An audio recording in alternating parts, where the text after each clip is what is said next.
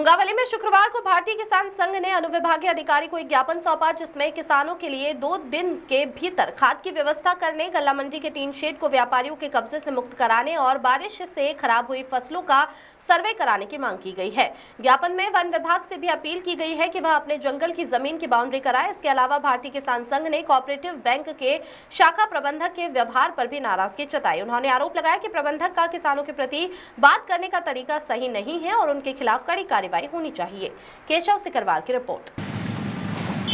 आज आपका एक किसान संगठन यहाँ पे तहसील में आया हुआ है जी, क्या कारण है आने का? तहसील में किसानों के खाद वितरण के लिए, समस्याओं के लिए यहाँ पे आया है। सर्वे नहीं हुई है किसानों की, अतिवृष्टि की, बीमा राशि नहीं डली है। सभी समस्याओं को लेकर किसान यहाँ पर एसडीएम साहब के लिए ज्ञापन देने के लिए आए हुए। खाद का क्या मतलब है? खाद कैसे मिल रहा है यहाँ पे? खाद सर ये कह रहे हैं कि समिति द्वारा खाद दिया जाएगा।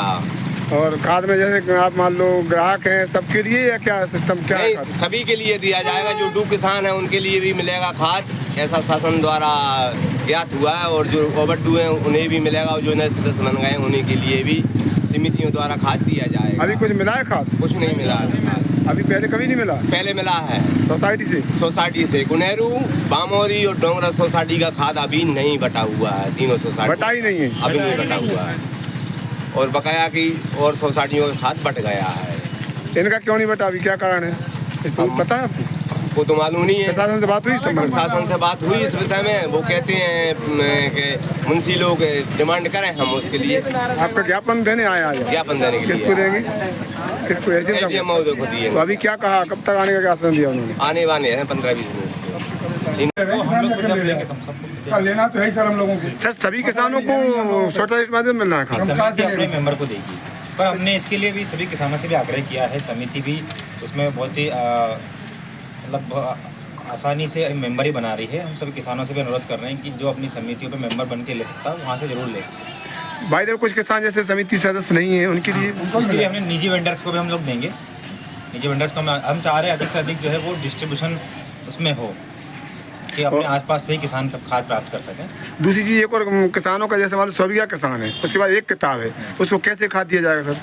देखिए ये बात सही है कि कई सारे बड़े किसान हैं और क्योंकि खाद पर्याप्त मात्रा में आता है, लेकिन एक साथ सभी को दे पाना संभव नहीं है। ये बात सही है। बारी बारी से हम सभी को देंगे और समितियों पे हर किसान का हम रजिस्टर भी रखेंगे अभी से।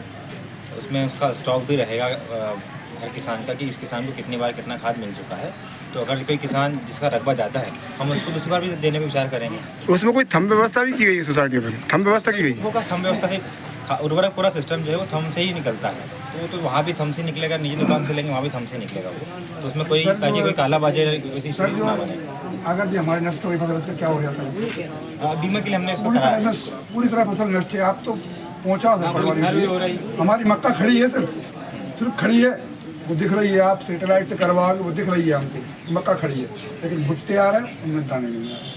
तो क्या बरसात होने के कारण में हमारे इंश्योरेंस में मतलब बीमा में जब वो सेटेलाइट से लेता है तो बाद में जब उत्पादन होता है उसी में